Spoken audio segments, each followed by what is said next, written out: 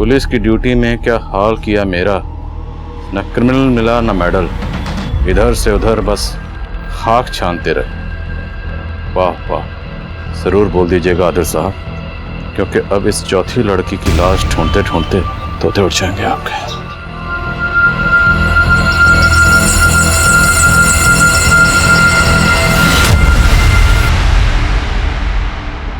नमस्कार, आदाब। मैं आदिल खान क्राइम पेट्रोल दस्तक में आपका इस्तकबाल करता हूं। हम पुलिस वालों का सामना अक्सर खूंखार मुजरिमों से होता रहता है। ऐसे ऐसे खूंखार मुजरिम जिनकी महज दास्तान सुनकर ही आम इंसान की हवाइयां उड़ सकती हैं। ऐसा ही एक मुजरिम आम लोगों के बीच नहीं बल्कि मेरे घर की दहलीज तक आ पहुंचा था। आखिर किसी मुजरिम ने मेरे घर पर वो कटी हुई उंगलियां क्यों भेजी थी? उसके पीछे की दास्तान हैरत से भरी थी। एक आम इंसान से लेकर एक खूंखार मुजरिम बनने तक की दास्तान, जिसमें इंसानी जिंदगी का हर जज्बात था, लेकिन उन जज्बातों ने कब, क्यों और किन हालातों में उन गुनाहों को जन्म दिया, ये जानकर आप दंग रह जाएंगे। अरे अच्छे से पकड़ो।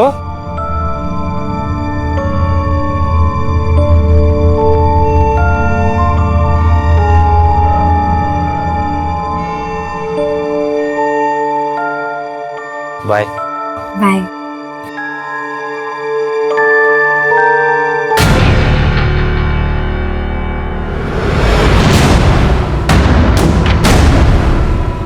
पापा, शक्ल देखिए कभी अपनी है? ये चश्मा ना शक्ल ना सूरत। अरे बहन जी लगती है तू। और वो लड़का जो है ना बाइक पे चढ़ने आया था तने, वो 21 है तारे से। पक्का उसकी नियत में खोट है ना, जो तारे को भाव दे रहा है वो। अरे दूर रहना उस बहरूपी से, बोल रहा हूँ तुझे मैं, दूर रहना उससे। कौन बहरूपिया? वही वो चिकना बाहर इसे छोड़ने आया था अभी बाइक पे। देख इसको घास दे रहा है, इसको जिसको शादी के लिए 12 लड़के ना बोल चुके हैं। इंसान की खूबसूरती सूरत से नहीं सीरत में होती है। ऐसा मुझे जुगल ने कहा है। और आप लोग ये लोग ना समझने वाले, ये लोग चाहते ही नहीं है कि तुम्हारी शादी हो, क्योंकि अगर तुम ससुराल चली गई तो इन लोग को कमा के कौन देगा? बाणी बाणी, अपनी आकाशवाणी बंद कर, बोल रहा हूँ तने मैं। चुप। पापा, आपको समझने के लिए मुझे बानी के मशवरे की जरूरत ना है। मैं अच्छे से जानती हूँ कि आप लोग क्या चाहते हो, लेकिन अब मैं शादी करूंगी तो सिर्फ जुगल के साथ, और अब आप भी ना रोक पाओगे मन में। रिंकी मेरी बात सुन। रिंकी! और चढ़ा लो सर पे से।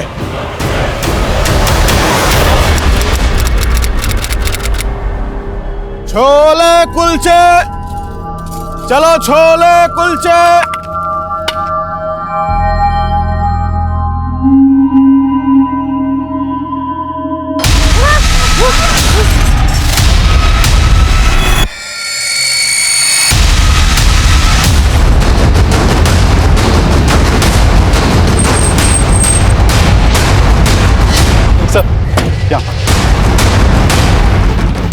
सर यहाँ कचरे की थैली में ही उंगलियां कटी हुई मिली हैं।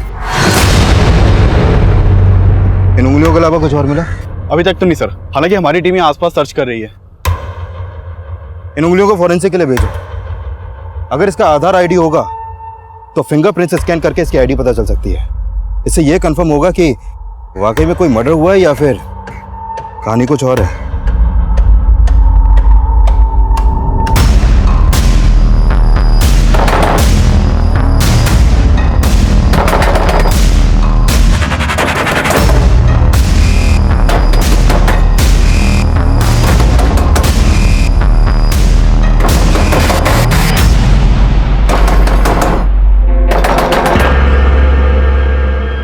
सर, उन कटी हुई उंगलियों से ये मंजू सिंह का आधार आईडी सामने आया है। हमें लग रहा है इसका मर्डर हुआ है।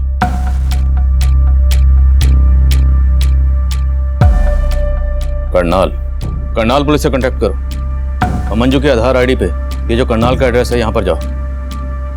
हो सकता है मंजू मिसिंग हो। Okay sir.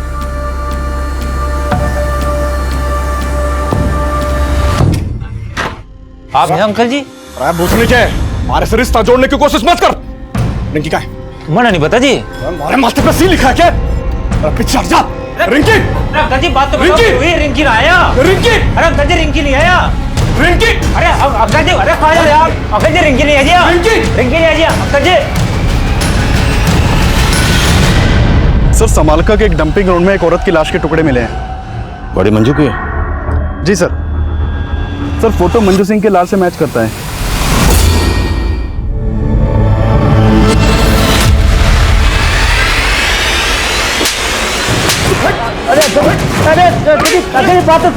जीवन चौधरी की इज्जत पे हाथ डाला तुमने। छोड़ो बात को, छोड़ो मुझे मत, छोड़ो। छोड़ दीजिए, छोड़ो।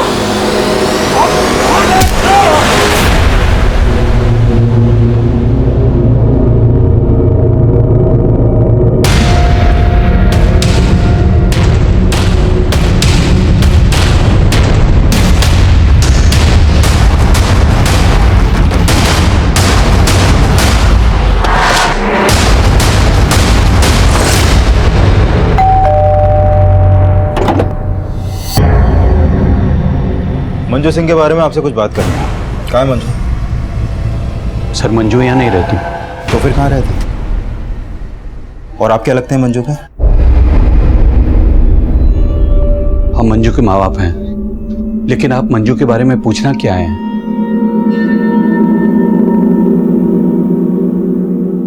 मंजू की आधार आईडी पर यहाँ का एड्रेस है। अगर वो यहाँ नहीं रहती तो फिर कहाँ रहती है? हमें नहीं मालूम।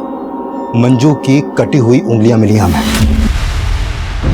तो पॉसिबल है उसका मर्डर भी हो गया होगा। अब यहीं पर बताएंगे या फिर थाने ले जाकर बात करें आपसे?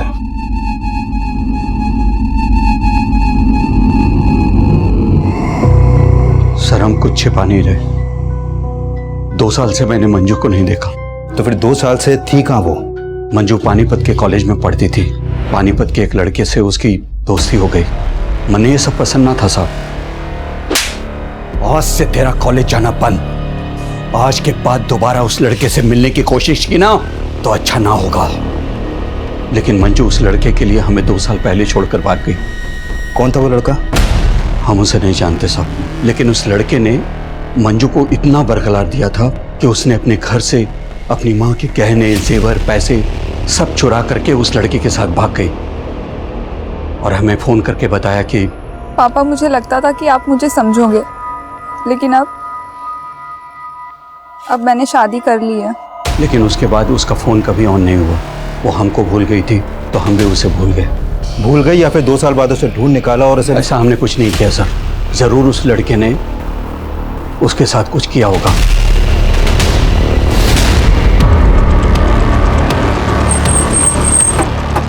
मंजू के माँ बाप का बयान क्रॉस वेरीफाई करो। हो सकता है वो झूठ बोले या कोई कहानी बना रहे हो। राइट सर, लेकिन मंजू के फादर ने मंजू का जो नंबर दिया था वो अब भी बंद है। उस नंबर के कॉल रिकॉर्ड्स निकलो। हो सकता है उसमें उस लड़के का नंबर हो जिसका जिक्र मंजू के फादर ने किया था। Okay sir. सर मर्डर बहुत ही ब्रूटली किया गया है। लाश के टुकड़े करके यहाँ पे डंप कर दिया गया और सर हाथ की उंगलियां कटी हुई हैं। मंजू की उंगलियों को काटकर पानीपत में फेंका गया और बाकी बॉडी को यहाँ समालखा में। और कातिल ने शायद बॉडी के इतने टुकड़े इसलिए किए हैं ताकि बॉडी की शिनाख्त ना हो सके। लेकिन उंगलियों को पानीपत में फेंकने के पीछे क्या मकसद हो सकता है? पकड़ कर उंगली इतना ले चलूं उस आसमान पर जहां मैंने तेरे लिए सितारों से एक घर बनाया है। दूर कहीं आसमान पर तेरे लिए खूबसूरत सा नया जहां बसाया है। एक और है। नहीं लोटन, बस। अरे बस का इंतजार तो उसने है जिसकी अपनी गाड़ी नहीं। अब बैठ मेरी ऑटो में, तू मेरी सवारी नहीं। सवारी नहीं? घोड़ा घास से दोस्ती करेगा ना तो भूखा मरेगा। अरे मौत तो मुकर्रर है सबकी। हम तो तुझ में अपनी जिंदगी देखते हैं। फिलहाल ना मेरी मॉम मुझे ढूंढ रही है और फोन में बैटरी भी चली गई। चलो। अरे तू ले मेरा फोन तो फोन करके अपने घर पे कर दे क्रांति। बोल दे वो अपने लोटन के साथ। तुम्हारा नाम सुनते ही ना मेरी मॉम लोटपोट हो जाएगी।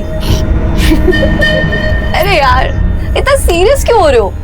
जब वक्त आएगा ना तो मैं सब कुछ प्यार से बता दूँ। ओके? क्या बता देगी? यही कि मैंने एक ऑटो वाले लोटन के साथ अपना मीटर डाउन किया है।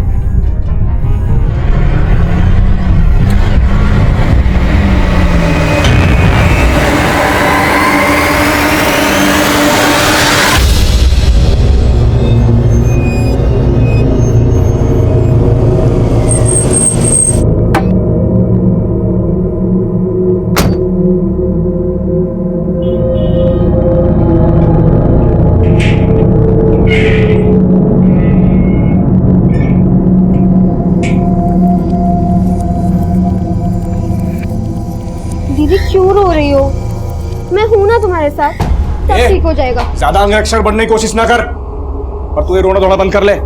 कल से नौकरी पे जाना है, और अगली बार से उस छोरे से मिलना नहीं है, वरना इस बार उसका सर फोड़ा, अगली बार थारा फोड़ूंगा।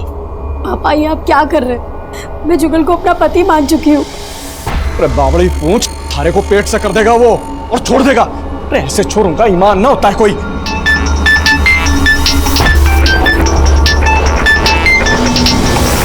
ना काट क्यों दिया? तने भी कोई पति बना रखा है क्या? ना बोल। आप मेरे और दीदी के साथ ऐसे पेश मत आया करो, वरना आदिल अंकल को बोल के आपको अंदर करवा देंगे।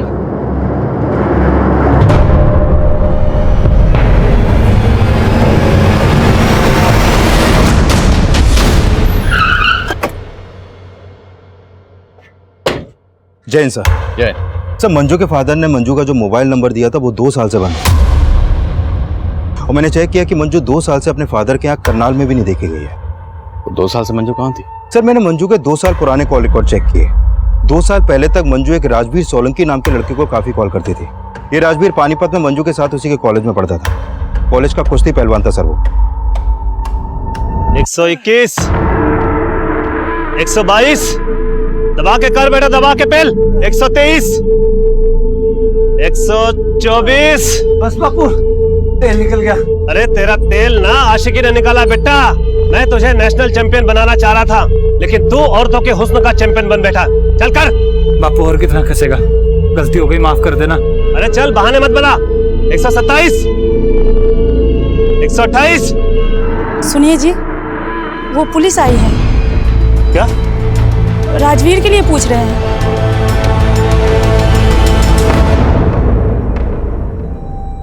क्या हुआ पहलवान? मुंह में दही क्यों जम गई? मंजू का नाम सुनते ही चुप क्यों हो गए? मैं किसी मंजू को नहीं जानता जी। अच्छा, ये है मंजू जो तुम्हारे साथ कॉलेज में पढ़ती थी। अब याद आया? यो मंजू जी? हाँ जी, याद आ गया। ये जी मेरे साथ कॉलेज में पढ़ा कर रही थी, मेरी दोस्त थी जनाब। बात क्या होगी? हमें मंजू की लाश मिली। अब नाटक बंद कर, ये बोल के मंजू के साथ तुम्हारा क्या रिश्ता था? जनाब मेरी दोस्त थी, 2 साल से तो देखा भी नहीं मैंने जी उसे। मंजू के फादर का कहना है कि 2 साल पहले उसने किसी लड़के के साथ भागकर शादी की थी, और तेरे कॉलेज के दोस्तों का कहना है कि तेरे से अच्छा मंजू का और कोई दोस्त नहीं था, है ना? साहब, आप कहना क्या चाहते हो? साफ साफ बोल दो ना। सोलंकी जी, साफ साफ ही बोल रहा हूँ। हमें शक है कि आपके लड़के ने 2 साल पहले मंजू नाम की लड़की से भागकर शादी की थी। लगता है किसी ने आपके कान भरे साहब। हमारा बेटा कुंवारा है। तो ये आपके बेटे से पूछ लेते। तो मंजू के सबसे अच्छे दोस्त थे, तो तुम्हें तो पता ही होगा कि 2 साल पहले मंजू ने किस लड़के के साथ भागकर शादी की थी। जनाब मालूम नहीं, मैं तो बोल रहा हूँ ना जी, मैंने 2 साल से मंजू को देखा भी नहीं है। सब पक्का ये बाप बेटे हमसे कुछ छिपा रहे हैं। मंजू की तस्वीर पड़ोसियों को दिखाओ, पता करो क्या पिछले 2 साल में किसने मंजू को यहाँ पर देखा था, और ये भी पता करो कि मंजू की जिंदगी में राजवीर के अलावा कोई और भी था। Okay sir.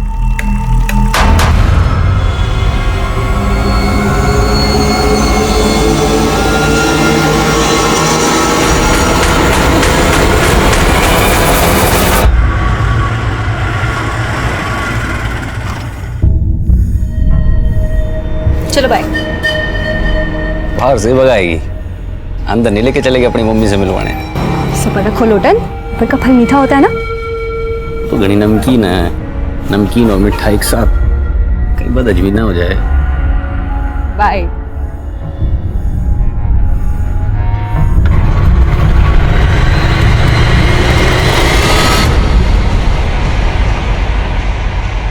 हेलो। ये क्या हुआ है? तो असल लग रही, सब तेरी वजह से हुआ है। मुझे नहीं खेलना तेरा शतरंज का खेल। प्यार करूँ तुझसे और इश्क लड़ाऊं तेरी बहन से। बंद करियो नाटक। खत्म ही करना था तो क्यों सड़ा मेरी बहन के साथ? तेरी बहन बैग गई थी, और इससे पहले मैं बैग जाता ना, तेरे पापा आ गए थे। और अपनी फैमिली को तू जेलस करने के लिए ना अपनी बहन की भावनाओं से खेल रही है। प्यार करने लगे सच में मुझसे वो। अरे तो तू भी करना, क्या प्रॉब्लम है? वैसे भी रिंकी दीदी तुझे बहुत खुश रखेगी। ये? मैं तुझसे प्यार करता हूँ। किसका फोन है? छोड़ तू। मुझे तेरे इरादे ठीक नहीं लग रहे। ये खिचड़ी पकड़ी? खिचड़ी ना टंगड़ी कबाब। तू टेंशन ना ले, तेरे जायके का पूरा ख्याल रखूंगी मैं, ठीक है?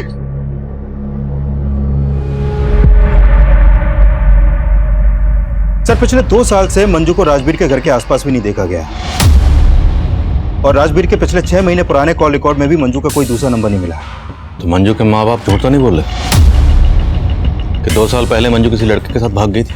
लेकिन सर मंजू की लाइफ में कोई ना कोई लड़का जरूर था, क्योंकि उसकी पोस्टमार्टम रिपोर्ट में यह भी सामने आया है कि मंजू 3 मंथ्स प्रेग्नेंट थी। प्रेग्नेंट? मौत की वजह? Excessive bleeding. मंजू के दोनों हाथों की उंगलियां काटी गई, जिससे ज्यादा खून बहने की वजह से उसकी मौत हो गई, और मौत के बाद उसकी बॉडी के टुकड़े किए गए। और हाँ सर, मंजू के सर पर एक चोट का निशान भी है, और उसकी मौत 16 अप्रैल की रात को हुई थी। हमें मंजू की लाश 17 अप्रैल को मिली, प्रेग्नेंट। पति कौन है उसका? सर फिलहाल मुझे राजवीर के अलावा कोई नहीं दिख रहा। एक काम करें सर, उसका डीएनए मंजू के बच्चे के डीएनए से मैच करवा के देखें। चौधरी, डीएनए रिपोर्ट आने में बहुत वक्त लग जाएगा, और हमारे पास वक्त है नहीं। मंजू के पेरेंट्स का कहना है कि 2 साल पहले मंजू घर छोड़कर भाग गई थी, तो हमें पता करना है कि 2 साल तक मंजू कहाँ थी और किसके साथ थी। एक काम करो, पानीपत में जितने मैटरनिटी हॉस्पिटल हैं सब जगह जाओ। मंजू प्रेग्नेंट थी तो किसी न किसी हॉस्पिटल में जरूर जाती होगी, हो सकता है वहां से हमें उसकी पति की कोई लीड मिले। Okay sir.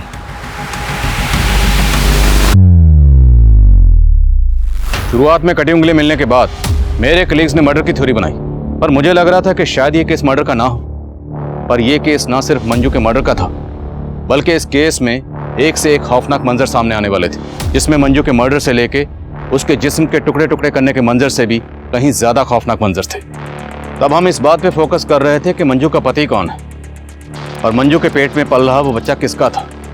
मंजू की आप बीती में हमें मंजू के पेरेंट्स का रोल भी सस्पिशियस लग रहा था, क्योंकि उन लोगों ने मंजू की डेड बॉडी को भी क्लेम करने से मना कर दिया था।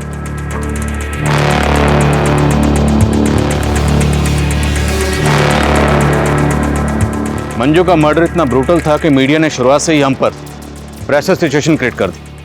उस वक्त हमारे पास मीडिया के सवालों के कोई जवाब नहीं थे, और ये सब बातें उस मुजरिम के हौसले बुलंद कर रही थी। एक गर्भवती महिला की हत्या करके उसके टुकड़े टुकड़े करके शहर में फेंक दिया जाता है, और पुलिस उस किलर के खिलाफ कोई भी सबूत नहीं जुटा पाती है। क्या ये पुलिस की नाकामी है या फिर उस अपराधी की जीत? पुलिस को गुमराह करने में सफल होता नजर आ रहा है। क्या पुलिस मंजू के उस कातिल तक पहुंच पाएगी या नहीं?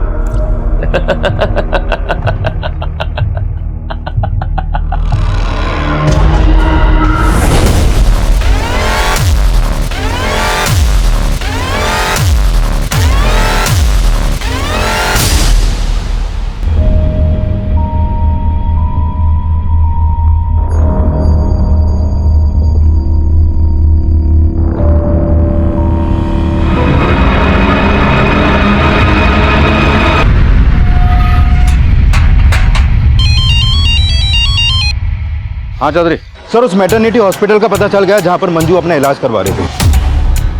वहां से मंजू के पति के बारे में कुछ पता चला? सर मंजू के डॉक्टर ने बताया कि मंजू शादीशुदा थी। उस नंबर के कॉल रिकॉर्ड्स निकलो और उठाओ इस राजवीर को। Okay sir. मैं आपसे झूठ नहीं बोलना चाहता था, दरअसल मैं अपने बापू से डर गया था जी। तूने झूठ इसलिए बोला क्योंकि मंजू का मर्डर तूने किया? नहीं सर, मैंने मंजू का मर्डर नहीं किया सर। दरअसल हम दोनों ने 2 साल पहले भागकर शादी कर ली थी, और मेरी शादी के बारे में बापू को कुछ भी नहीं पता था। तेरे बापू ने मर्डर किया होगा फिर? नहीं सर, वो तो कभी उससे मिले तक नहीं थे, और वैसे भी मंजू ने 6 महीने पहले मुझे छोड़ दिया था जी। मंजू 3 महीने की प्रेग्नेंट थी, तूने माँ और बच्चा दोनों को मार दिया? जनाब मैंने नहीं मारा जनाब, मैं आपको बोल तो रहा हूँ, वो 6 महीने पहले मुझे छोड़कर चली गई थी। उसके पेट में बच्चा था, इसके बारे में तो मुझे कुछ मालूम भी नहीं है। मंजू रहती कहाँ थी? जनाब जब 2 साल पहले हमने भागकर शादी कर ली थी तो सलोनी में एक किराए पर घर लिया था। मैं अपनी शादी के बारे में अपने माँ बाप को कुछ नहीं बता पा रहा था, इसलिए वो अकेली रहती थी और मैं अक्सर उसके पास आया जाया करता था। हाय। क्या कहा था तुमने? मैंने क्या कहा था? ये हमारा आशियाना है, लेकिन तुम तो इसे अपना गेस्ट हाउस समझते हो। तुम यहाँ सिर्फ संडे को आते हो। अरे मंजू, फिर वो एक ही बात पर ताना। क्यों ना मारू ताने? तुमने मुझे अपनी रखेल समझ रखा है। मैं तुम्हारी बीवी हूँ। देखो, अगर तुम्हें हिम्मत नहीं है मुझे अपने माँ बाप से मिलवाने की, तो तुम भी यही रुक जाओ, जिससे मैं तुम्हारे लिए अपने माँ बाप को छोड़ के आई हूँ। मंजू मुझे और वक्त चाहिए, समझो ना। थक चुकी हूँ मैं, अब मुझसे और सहन नहीं होता। देखो, या तो तुम मुझे अपने घर ले जाओ, या तो तुम अब से यही रहोगे। जनाब मंजू को समझाना मुश्किल होता जा रहा था, वो कुछ भी समझने को तैयार नहीं थी। मैं जब भी उससे मिलने जाता था तो हमारे बीच में आपस में झगड़ा हो जाता था, लेकिन मंजू भी कम नहीं थी सर। उसने मेरी एब्सेंस में एक लड़के के साथ दिल लगा लिया था। अच्छा, एक और झूठ। नहीं सर, मैं झूठ नहीं बोल रहा हूँ। जब आखिरी बार 6 महीने पहले मैं वहां गया था तो मैंने मंजू के साथ उस लड़के को देखा था।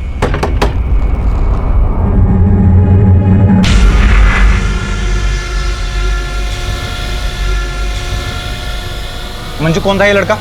यहाँ क्या कर रहा था? दरवाजा खोलने में इतना टाइम क्यों लगाया? ये बोल के तुम कहना क्या चाहते हो? जनाब, उस दिन बात इतनी बिगड़ गई थी कि हमने आपस में बात करनी बंद कर दी थी और उसके बाद मैंने आना जाना भी वहां बंद कर दिया था। लेकिन हो ना हो सर, उस लड़के के साथ उसका कोई ना कोई तो चक्कर था ही, और वो बच्चा पक्का उसी का ही है। मेरा बच्चा नहीं है सर वो। कौन था वो लड़का? सर, उस लड़के को मैं जानता नहीं। उसे पहली और आखिरी बार मैंने वहीं पर देखा था, लेकिन सर वो बच्चा मेरा नहीं था सर। तो बच्चा तेरा है या नहीं, ये मंजू की डीएनए रिपोर्ट से पता चल जाएगा। मंजू और राजवीर सलोनी में जिस घर में रहते थे उस घर पर जाओ। हो सकता है मंजू का मर्डर वहीं हुआ और बाद में बॉडी को डंप किया गया। Okay sir. Sir, Panipat Karnal के बीच एक औरत की लाश मिली है, उसकी उंगलियां भी कटी हुई हैं।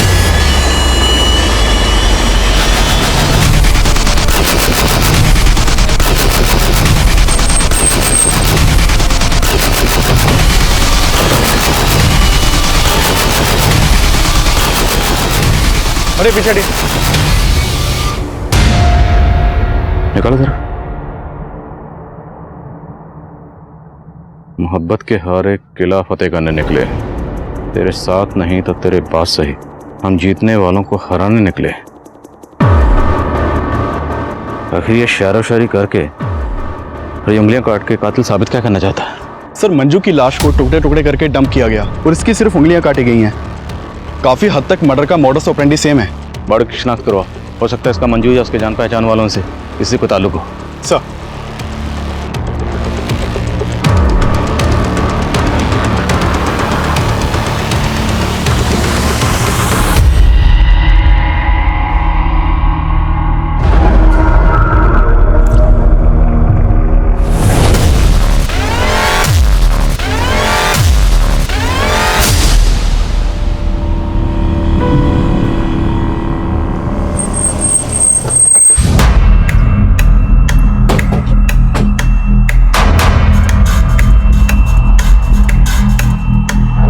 थोड़ा सा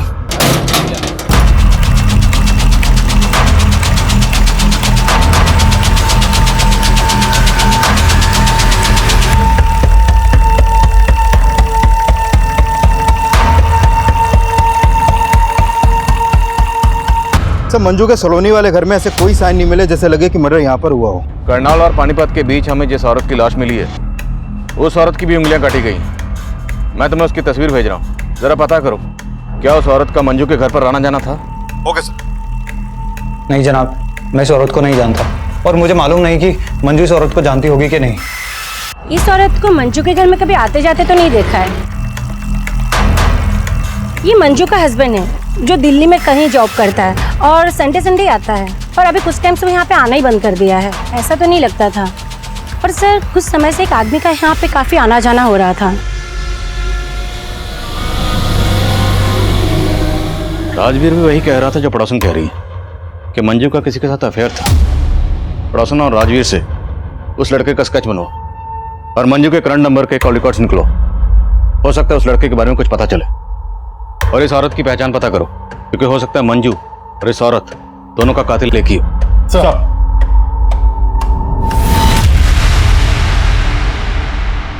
अरे भाई, ये ऑटो गाड़ी पार्क कर देना और एक भी स्क्रैच नहीं आना चाहिए। ए भाई, यहाँ मैं कार पार्क के लिए खड़ा हूँ, तुम्हारी उड़न खटोला के लिए नहीं। ओ भैंस की पूछ, रोमांस के मूड में हो, इसलिए प्यार से सुन। मैं तेरा कस्टमर हूँ और तू दरबान। बैगर्स कांट बी चूजर्स, समझा? नहीं समझा? अच्छे से गाड़ी पार्क करियो, एक भी स्क्रैच आ गया ना तो तेरी खाट खड़ी कर दूंगा।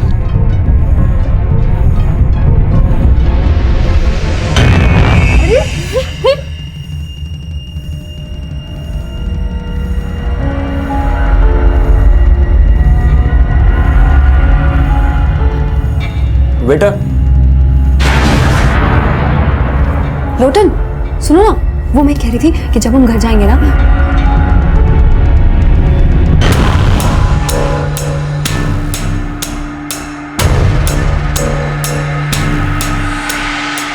excuse me ma'am, what can I bring for you? 1 paneer chili and guava meri. And for you sir? I mean आप क्या लेंगे?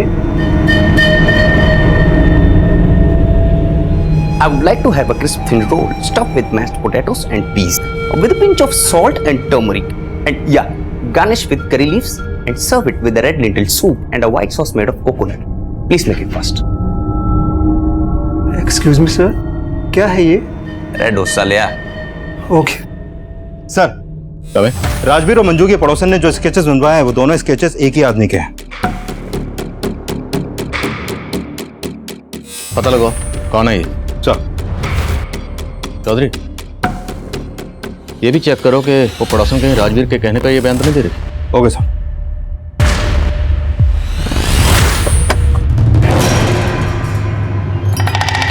बाय।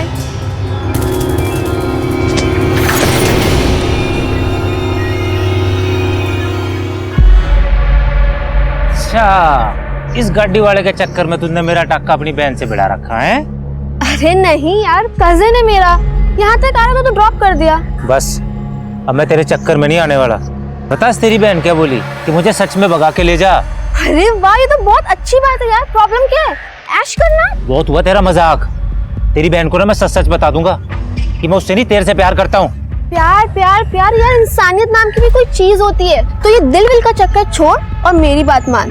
तेरी लाइफ सेट है, समझा? चल चल। सर,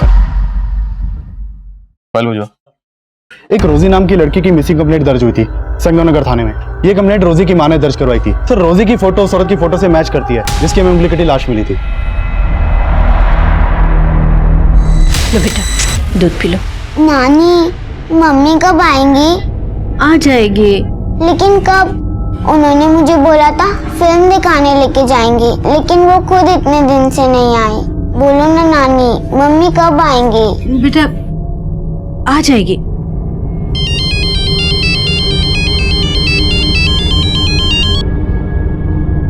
हेलो,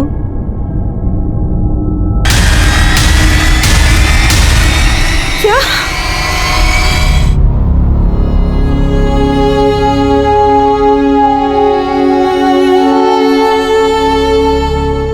सर, रोजी कॉल सेंटर में काम करती थी। 2 दिन पहले मैंने उसे आखिरी बार देखा था, तब वो कॉल सेंटर जाने के लिए घर से बाहर निकल रही थी। अच्छा माम, मैं चलती हूँ। बाय बच्चा। मम्मा, मैंने आपको बोला था ना मुझे कार्टून फिल्म देखने जाना है सिनेमा में। हाँ बेटा, चलेंगे पक्का। लेकिन कब मम्मा? बेटा नेक्स्ट संडे। अभी मुझे ऑफिस के लिए लेट हो रहा है और मेरे पीछे से नानी को परेशान मत करना। मेरा अच्छा बच्चा है ना। बाय बाय माँ। सर, उसके बाद रोजी का कुछ पता नहीं चला। अगली सुबह वो कॉल सेंटर से वापस ही नहीं आई, ना ही उसका फोन लग रहा था। लेकिन आपने संतनगर पुलिस स्टेशन को ये नहीं बताया कि रोजी कौन से कॉल सेंटर में काम करती थी। रोजी कहाँ काम करती थी उसने मुझे कभी नहीं बताया। आपकी बेटी कहाँ काम करती थी ये आपको नहीं पता, और आपने कभी पूछा भी नहीं उससे? सर, मैंने कई दफा उससे कहा था कि अपने कॉल सेंटर का पता घर में छोड़ दे। आपने बताया कि रोजी की बेटी है, उसका पति कहाँ? रोजी की अपने पति से नहीं बनती थी, इसलिए 3 साल पहले वो अपने पति से अलग हो गई थी। कहाँ रहता है? वो जींद रोड पे रहता था और रोजी से अलग होने के बाद वो कहीं शिफ्ट हो गया था। कहाँ शिफ्ट हो गए? सर, वो मुझे नहीं पता। मैडम, आपको आपके दामाद का नाम तो पता होगा। उसका सुनील नाम है। किसी पे शक आपको? कौन आपकी बेटी के साथ ऐसा कर सकता है? नहीं सर, मुझे कुछ नहीं मालूम। कुछ दिन पहले मंजू नाम की एक लड़की का कत्ल हुआ। ये है मंजू। इसकी भी ठीक वैसी उंगलियां काटी गई जैसे आपकी बेटी रोजी की काटी गई। क्या आप इसे जानती हैं? हो सकता है ये आपकी बेटी रोजी को जानती हो, कभी आपके घर आई हो। नहीं सर, मुझे कुछ नहीं मालूम इसके बारे में। कुमार, पता लगाओ रोजी कौन से कॉल सेंटर में काम करती थी, और उसके पति सुनील का भी पता लगाओ। सर,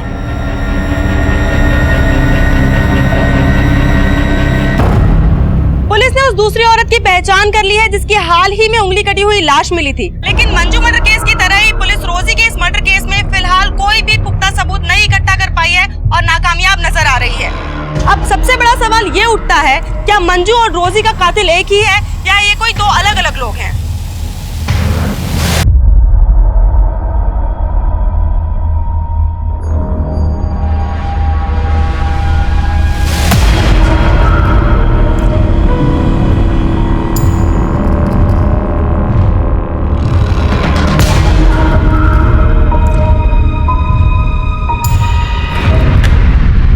सर कमें मंजू के नए नंबर के कॉल रिकॉर्ड में एक नंबर मिला है जिसका फोटो उन स्केचेस से मैच करता है जो राजवीर और मंजू के पड़ोसन ने बनवाए थे।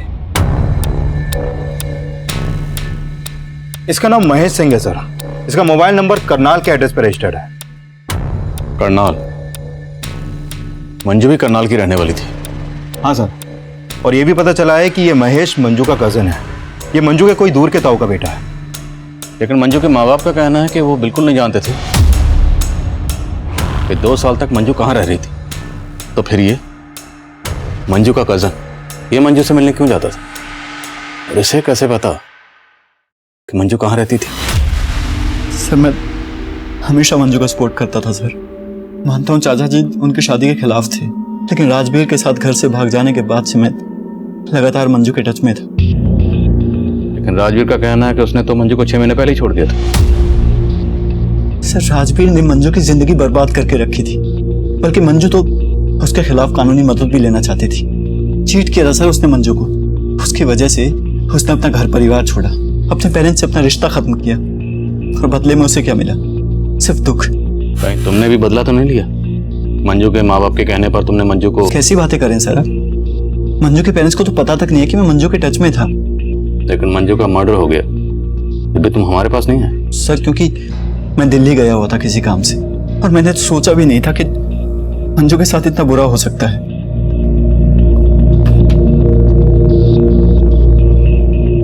इसे जानते हो? नहीं सर, और वैसे भी मैं पानीपत में कम ही आता था। मंजू ने कभी तुम्हें कुछ ऐसा बताया कि तुम्हें अजीब लगा? सर मंजू ने राजवीर के अलावा कभी किसी की बुराई नहीं की। मुझे लग रहा है शायद राजवीर ने ये कांड किया है, क्योंकि मेरी नजर में वही एक ऐसा लड़का है जो किसी भी हद तक जा सकता है।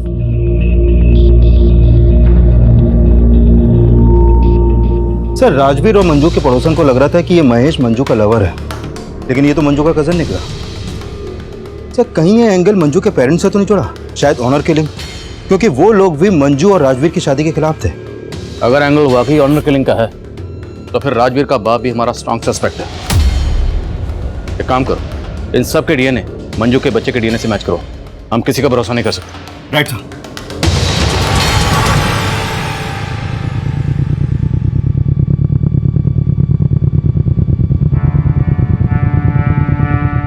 मंजू पापी नहीं थी। क्या बकवास कर रही हो? सच बोल रही हूँ, आपने तो उसे भुला ही दिया था, लेकिन मैं 2 साल से मंजू की शक्ल देखने के लिए तरस रही थी, और आपने मुझे मंजू से दूर रखा। टुकड़े टुकड़े करके किसी ने उसे जानवर की तरफ फेंक दिया, और आखिरी बार में उसे कलेजे से लगा के रो भी न पाई। मंजू हमारा अतीत थी। वो 2 साल पहले ही हमारे लिए मर चुकी थी। अब उसकी जगह हमारी यादों में भी नहीं होनी चाहिए।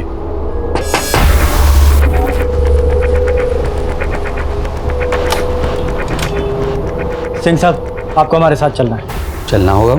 आपका डीएनए टेस्ट करवाना है।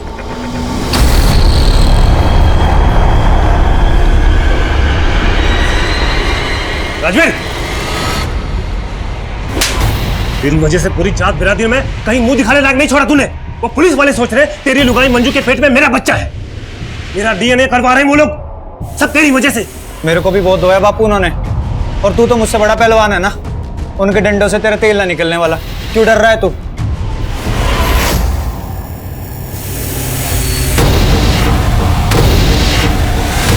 जब मियाँ बीवी राजी तो क्या करेगा काजी?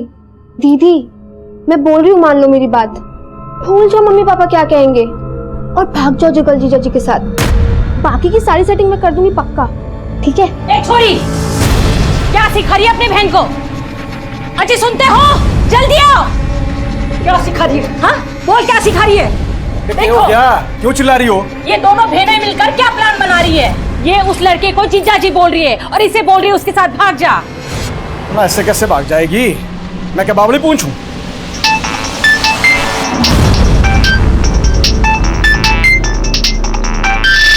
तने किसके फोन आते रहते हैं? हैं?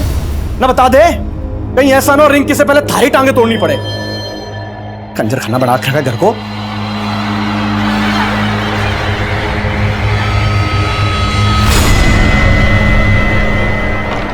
सर सर रोजी के कॉल रिकॉर्ड में मंजू या मंजू से जुड़े किसी भी इंसान का नंबर नहीं मिला। रोजी के बैकग्राउंड में कोई लवर? फिलहाल तो ऐसा कुछ सामने नहीं आया। सर रोजी के कॉल रिकॉर्ड में किसी कॉल सेंटर का नंबर भी नहीं मिला। पर रोजी की माँ का कहना है कि रोजी कॉल सेंटर में काम करती थी। सर मैंने रोजी की कॉल रिकॉर्ड अच्छे से स्टडी की है। अक्सर रात के वक्त रोजी का फोन रेड लाइट एरिया में एक्टिव रहता था। Red light area? तो मतलब रोजी, एक काम कर, जिन जिन रेड लाइट एरिया में रोजी का नंबर एक्टिव रहता था वहां पूछताछ कर। सर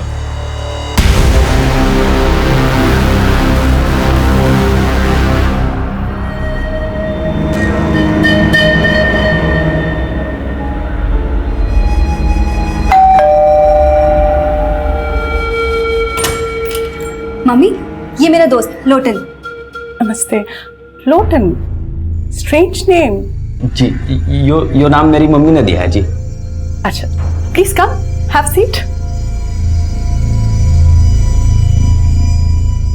तो लोटन, तुम काम क्या करते हो?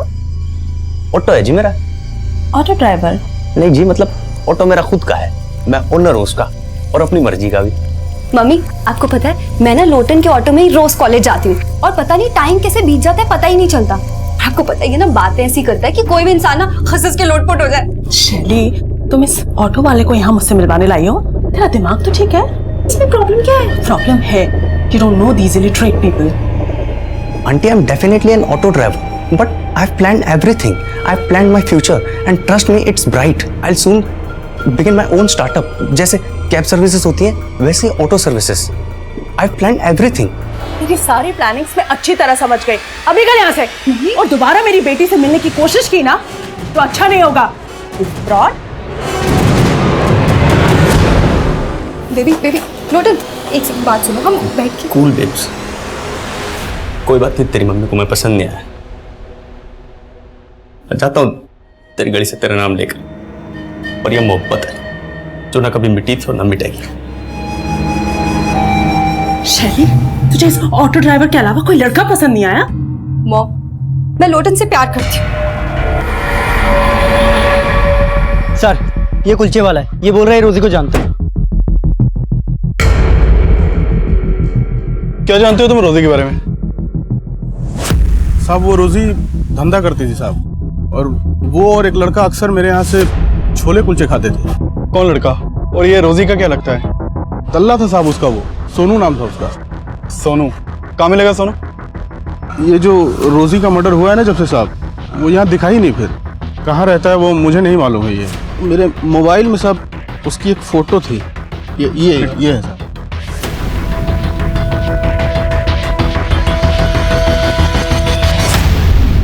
खा लो। मुझे नहीं खाना। थोड़ा सा खा लो। नहीं, जब तक मम्मी नहीं आएगी मैं कुछ नहीं खाऊंगी।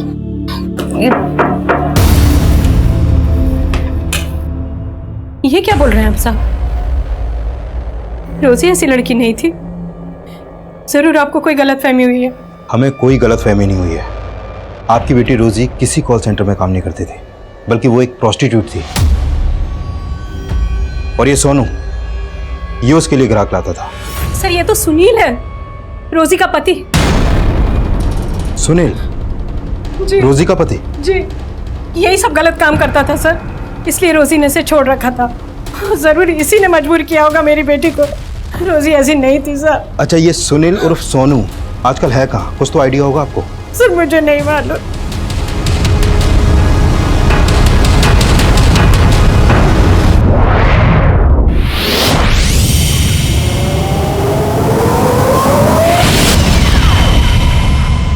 साहब, उस रोजी को ना ये धंधा अच्छा नहीं लगता था। तो क्या सोनू उससे जबरदस्ती काम करवा रहा था? वो तो अपनी बेटी को बढ़ाने के लिए, उसको पालने के लिए सब करती थी। सब वो हमारे साथ ना बहुत टाइम से धंधे पे थी। सब वो तो उसके लिए और हमारे लिए ग्राहक लेके आता था। ये सोनू मिलेगा कहाँ, तुम्हें मालूम है? उसका फोन तो कई दिन से लग नहीं रहा है, लेकिन हाँ, उसका एक दोस्त है जाकिर, उसके घर पे उसका आना जाना था। जाके उससे बात करो। कहाँ रहता है जाकिर?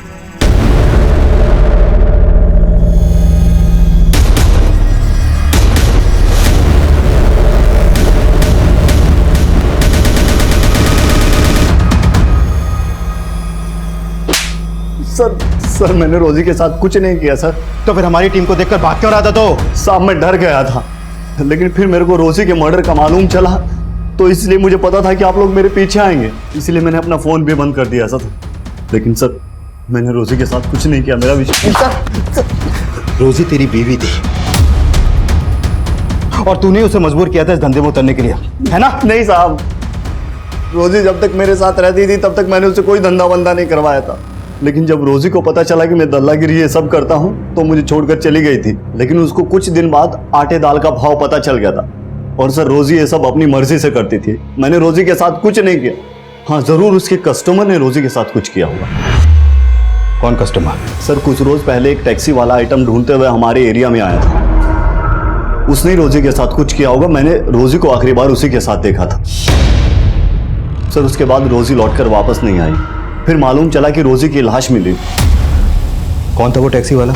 ये तो मुझे मालूम नहीं है, पहले कभी मैंने देखा नहीं था। टैक्सी का नंबर देखा था? इतना कहाँ याद रहता है सर, मुझे तो ठीक से उसकी शक्ल भी याद नहीं है, लेकिन ये बात पक्की है कि सर वो सरदार था और उसी ने रोजी के साथ कुछ किया होगा।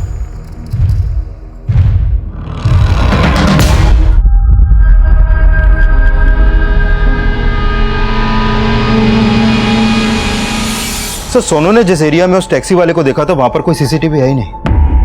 नहीं, ऐसा तो नहीं कि सोनू ने खुद ही किसी नफरत की वजह से अपनी बीवी का कत्ल किया फिर उसके पास वो शायरी छोड़ दी। लेकिन सर मैंने सोनू की हैंडराइटिंग भी शायरी की लिखावट से मैच करके देखी है, मैच ही नहीं हुई है। अगर सोनू सच बोला है तो पॉसिबल है कि मंजू ने उसी सरदार की टैक्सी हायर की हो जिसकी रोजी ने की थी, क्योंकि दोनों की मॉडस ऑपरेंडी सेम। सभी टैक्सी स्टैंड पर पता करो, एक सरदार टैक्सी वाले को ढूंढना मुश्किल नहीं होना चाहिए। राइट।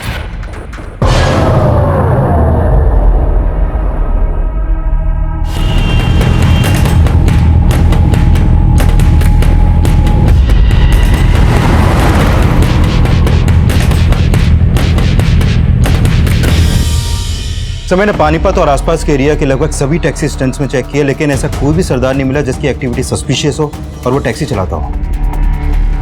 पॉसिबल है कि वो टैक्सी वाला सरदार हो ही, बल्कि किसी ने सरदार के गेटअप में पहले मंजू का और बाद में रोजी का मर्डर किया। सर हमें कुछ पता चला रिंकी का? नहीं कुछ पता चला, उधर क्या है सब जगह। कल 8 बजे। हाँ अरे चौधरी साहब, कुछ परेशान लग रहा? नहीं आदिल साहब कुछ भी नहीं। पक्का ना? हाँ पहले कुछ बात हो तो बताइएगा।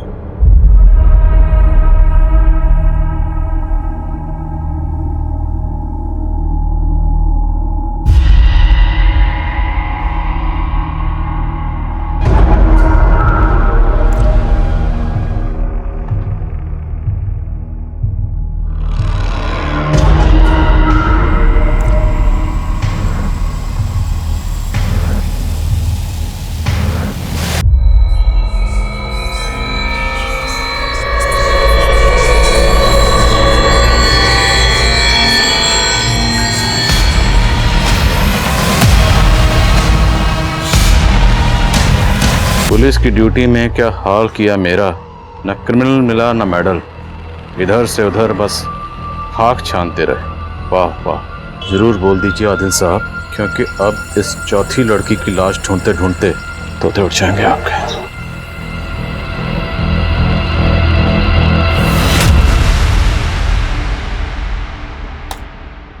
सर इस फुटेज में तो ये सरदार उस बॉक्स को रखता हुआ दिखाई दे रहा है, मतलब इसी सरदार ने वो कटी हुई उंगलियां आपके घर के गेट पे रखी। और सर रोजी के साथ जो टैक्सी ड्राइवर देखा गया था वो भी एक सरदार था। लेकिन चौधरी, ये बंदा सरदार नहीं, नकली सरदार है, इसने भेष बदला हुआ है और ये जो भी है मुझे चैलेंज कर रहा है। हाँ कुमार। सर आपके नाम पे एक लेटर आया है और उसके ऊपर पोस्टमार्टम रिपोर्ट लिखा हुआ है।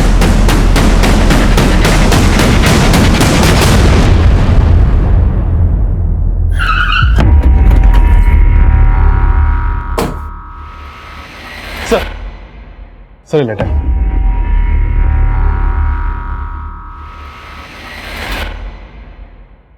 आदिल साहब, ये उस चौथी लड़की की पोस्टमार्टम रिपोर्ट है जिसकी उंगलियां आपको आपके घर पे मिली होंगी। इस लड़की की मौत एक्सेसिव ब्लीडिंग की वजह से हुई। उसके बाद उसकी 10 की 10 उंगलियां काट दी गई। मौत 7 मई की रात को हुई और उसी रात आपके मोहल्ले की एक लड़की गायब हुई।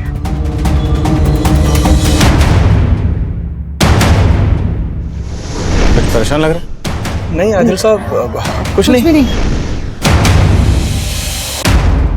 पता करो ये लेटर कहां से पोस्ट किया गया। सर,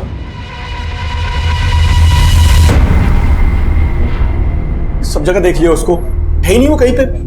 समझ नहीं आ रहा कहां ढूंढे उसको जाके।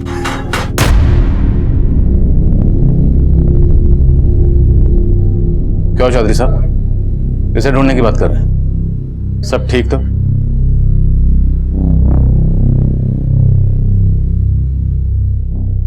रिंकी कहाँ है? आदिल साहब, समझ में नहीं आ रहा किस मुंह से बोलो। बोलिए क्या बात?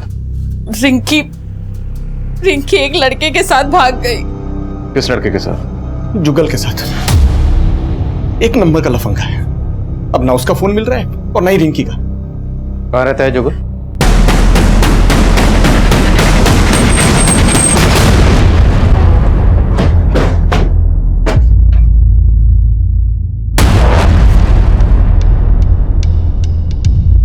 तोड़ो।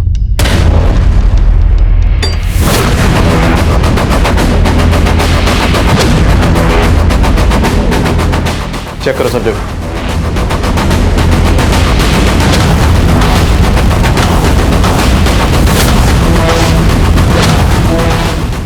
सर, यहां तो कुछ भी सस्पिशियस नहीं मिला। चौधरी, हो सकता है जो मुझे चैलेंज कर रहा है वो ये जुगल ही हो। रिंकी और जुगल दोनों के कॉल रिकॉर्ड्स अच्छे से स्कैन करो। Okay sir. हाँ कुमार। सर, वो लेटर एक सरदार ने पोस्ट किया है।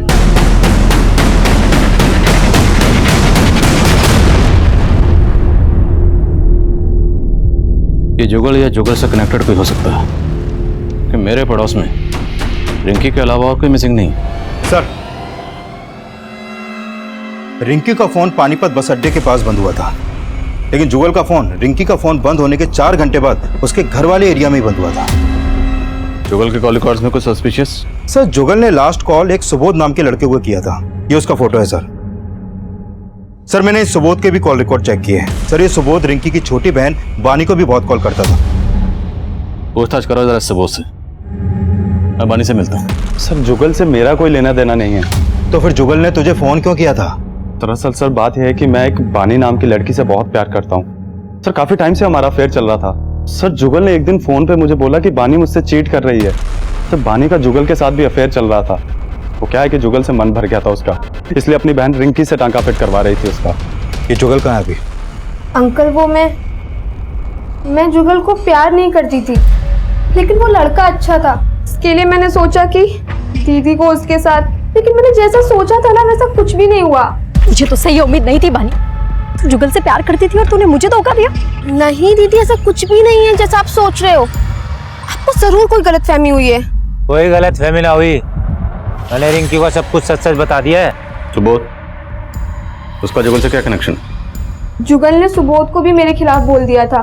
मेरे घर के बाहर कटी हुई उंगलियां मिली किसी लड़की की, और हमें शक है कि शायद वो उंगलियां रिंकी की हैं। क्या बात कर रहे हैं खान साहब? बानी, बोलो, जुगल कहाँ? अंकल, मैं आपको सच में बोल रही हूँ, मुझे नहीं पता जुगल कहाँ है।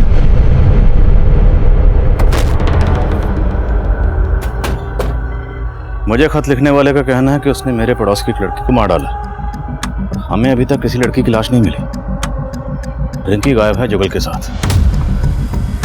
एक काम करो, बानी और सुबोध दोनों के फोन सर्विलेंस पे डालो। सर, एक औरत आई है अपनी बेटी की मिसिंग कंप्लेंट लिखवाने। सर, ये मेरी बेटी शैली है। कल रात से ये घर नहीं आई है और इसका फोन भी नहीं लग रहा है। सर, मैं बहुत परेशान हूँ। आप प्लीज इसे जल्दी ढूंढिए, कहीं इसके साथ कुछ गलत ना हो जाए। आपको किसी पे शक है? हाँ सर, एक लोटन नाम का ऑटो ड्राइवर। शैली तो नादान है, वो कह रही थी कि वो लोटन से प्यार करती है, लेकिन मुझे शक है कि शैली के गायब होने में उस लोटन का ही हाथ। कहाँ रहता है लोटन?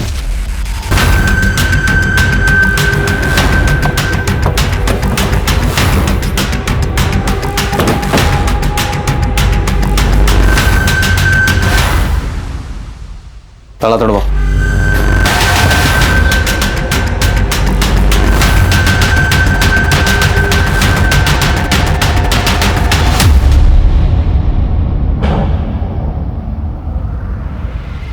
साहब ये देखिए।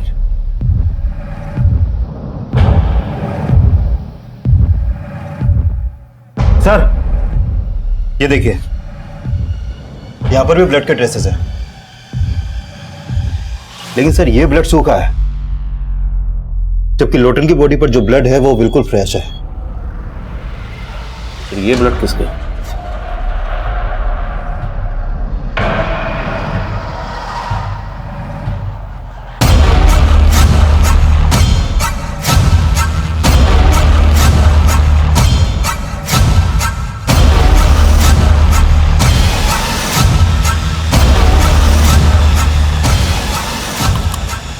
लोटन के पड़ोसी से पता करो इसका किस किस से मिलना जुलना था और कहाँ कहाँ आना जाना था। Okay sir. हाँ बोलो कुमार। सर जिस एरिया में रिंकी का फोन बंद हुआ था उस एरिया में रिंकी की लाश भी मिली है।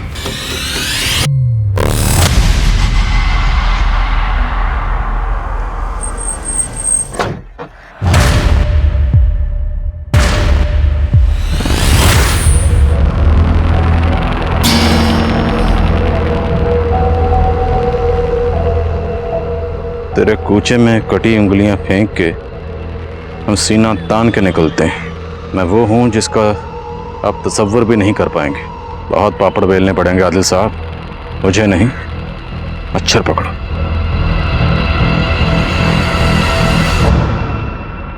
कुमार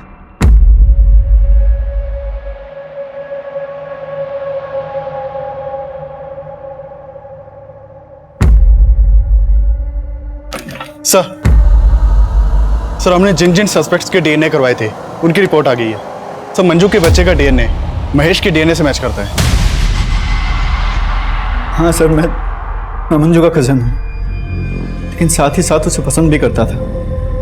फिर हमें अचानक एक दिन पता चला कि वो पेट से है। सर मैंने मंजू को कई बार बोला कि वो अबॉर्शन करवा ले, लेकिन वो नहीं मानी सर। कि इसका मतलब ये नहीं है सर मैं उसे मार दूंगा। नहीं सर, मैंने मंजू को नहीं मारा सर। जुगल, सुबोध और महेश ये सभी हमारे स्ट्रॉन्ग सस्पेक्ट्स थे, लेकिन इनमें से किसी का भी इन मर्डर्स में कोई हाथ नहीं था। और हमें पक्का यकीन था कि कातिल जो भी है उसका शैली और लोटन से कोई ना कोई कनेक्शन जरूर है। इसलिए हमने इस केस की हर बारीक से बारीक चीज को रिविजिट करना शुरू किया और एक नया नतीजा सामने आया। सर पूछताछ में पता चला है कि लोटन का एक चरण नाम का दोस्त हुआ करता था जो टैक्सी चलाता था और वो लोटन के साथ ही रहता था, लेकिन कुछ टाइम पहले उसने लोटन का घर छोड़ दिया था। सर ये चरण लोटन की हत्या के बाद से गायब है। और कोई खबर? सर चरण के बारे में ये पता चला है कि वो यूपी का रहने वाला था और आईपीएस की तैयारी कर रहा था। और ये भी सामने आया है कि ये चरण मंजू के ही कॉलेज में पढ़ता था, वो उससे 2 साल सीनियर था। सर लोटन के एक ऑटो वाले दोस्त से चरण के एक ठिकाने का पता चला है। मैंने अपनी एक टीम को भेजा है वहां पर।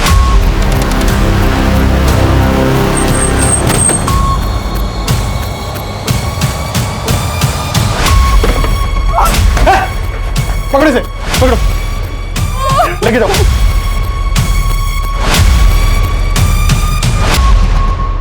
लाइफ बहुत स्ट्रेंज है आदिल साहब। आदमी जो सोचता है वो कभी होता नहीं है। मैंने जो आईपीएस बनने का सपना देखा था, अगर आज वो पूरा हो गया होता ना, तो आज औहदे में मैं आपसे ऊपर और आप मेरे से नीचे होते। हरियाणा के हर्ष राठौर जी जैसा बनना चाहता था। आईपीएस मैंने एग्जाम भी दिए थे, 4 बार फेल हुआ सर। तो 4 बार क्या, 6 बार भी अगर फेल हुआ होता, तेरी इस फेलियर का इन मर्डर से क्या ताल्लुक है? मेरे इस फेलियर का उन मर्डर से ताल्लुक है, क्योंकि इसी फेलियर की वजह से ना मैंने बहुत कुछ खोया है। मंजू को भी बहुत प्यार करता था मैं मंजू से, लेकिन मंजू को तो राजवीर पसंद था ना। सब कुछ भुला के मैं आईपीएस की तैयारी में लग गया। मैंने एग्जाम्स भी दिए थे, पता नहीं उन लोगों को क्या हुआ, मुझे फेल कर दिया। इसलिए मजबूरी में मुझे टैक्सी ड्राइवर बनना पड़ा। फिर एक दिन मुझे मंजू मिली। मैं कॉलेज के दिनों से तुमसे बहुत प्यार करता हूँ। अगर तुम हाँ करो तो हम लोग शादी भी कर सकते हैं। नहीं चरण, मैं अपनी जिंदगी किसी और के नाम कर चुकी हूँ। मतलब राजवीर फिर से? राजवीर नहीं, महेश। महेश का नाम सुन के ना मेरा दिमाग घूम गया था। अपने ही कजन के साथ? छी! अरे 3 महीने का बच्चा था उसके पेट में, पता है? मेरा इतना दिमाग घूम गया ना, मैंने उसकी गर्दन पकड़ के ऐसे दीवार में दे मारा। मैंने उसे मारा। आप लोग मंजू को पहचान ना सको इसलिए मैंने उसकी बॉडी के टुकड़े टुकड़े करके जंगल में फेंक दिया। मुझे लगा जब तक आप लोग उसकी बॉडी की शिनाख्त करोगे गायब हो जाऊं, लेकिन आप लोग तो मेरे तक पहुंच ही नहीं पाए। सर, हंसी आती है मुझे आप लोगों पे, और गुस्सा भी। करप्शन से भरे सिस्टम की वजह से ना मैं आईपीएस नहीं बन पाया, इसीलिए अपनी काबिलियत साबित करने के लिए ना मैंने आप लोगों का इम्तिहान लेना शुरू किया। सबसे पहले मैंने उस धंधे वाली रोजी को मारा।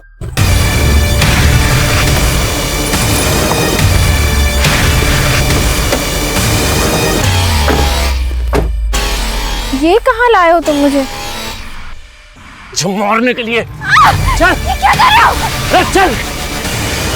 क्या कर रहे हो?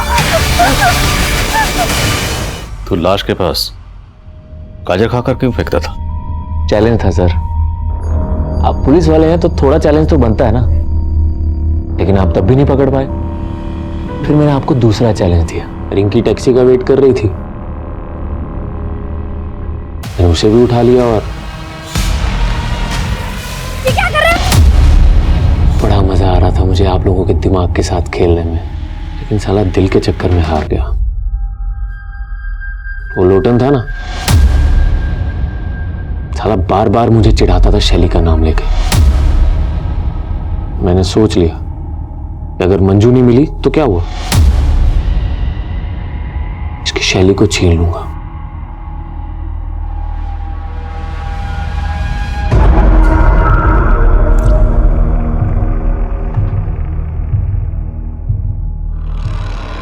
मैंने लोटन को भी मार दी। तेरी तरह नहीं, आईपीएस का झंडा लेकर घूमा जिंदगी भर और कुछ नहीं उगाड़ा। मेरी पढ़ाई और मेरी आईपीएस के बारे में कुछ मत बोलना, समझा? तू नहीं जानता मैंने कितनी मेहनत की है आईपीएस बनने के लिए। काय की मेहनत? 20-25 हजार की नौकरी कर रहा होता अगर मुझसे थोड़ी बहुत इंग्लिश सीख लेता तो। ऑटो ड्राइवर तेरी, तू मुझे अंग्रेजी सिखा, तू मुझे अंग्रेजी सिखाएगा। लोटन को मारने के बाद मैंने शैली को भी उठा लिया। शैली बस मेरी होने ही वाली थी कि आप लोग आ गए और मुझे उठा के यहां ले आए। क्या बनना चाहता था? IPS, Indian police service. Police वाला बनना चाहता था, लेकिन इतना भी नहीं जानता कि कानून किस तरीके से काम करता है। जानता तो ये जरूर पता होता कि मुजरिम कितना भी शातिर क्यों ना हो, एक ना एक दिन कानून के हत्थे जरूर चढ़ता है। चरण आज भी सलाखों के पीछे अपने गुनाहों के लिए सिर्फ सिस्टम को ही कसूरवार समझ रहा है, जबकि सच ये है कि इंसान अपनी हालत और हालात के लिए खुद भी जिम्मेदार होता है। किसी इंसान की कामयाबी का फैसला इस बात पे भी होता है कि उस इंसान ने अपनी गलतियों से क्या सीखा। यह केस मंजू के मर्डर से शुरू हुआ था। मंजू इस केस का एक ऐसा यादगार चेहरा था जिसकी जिंदगी में गुनाह हर मोड़ पर दस्तक दे रहा था। राजवीर को ठीक से समझे बिना मंजू ने अपने पेरेंट्स को छोड़ दिया, और राजवीर से धोखा खाने के बावजूद मंजू महेश की नीयत को नहीं समझ पाई, और चरण को अपना दोस्त मानकर उसने चरण के सामने अपने माजी के सारे पन्ने खोल दिए, जिसने चरण की नाकाम सोच में आग में घी डालने का काम किया। चरण ने अपने पागलपन में रोजी लोटन को सिर्फ इसलिए मार दिया क्योंकि वो मेरी काबिलियत का इम्तिहान लेना चाहता था। ऐसी सोच हमेशा इंसान की बर्बादी की वजह बनती है।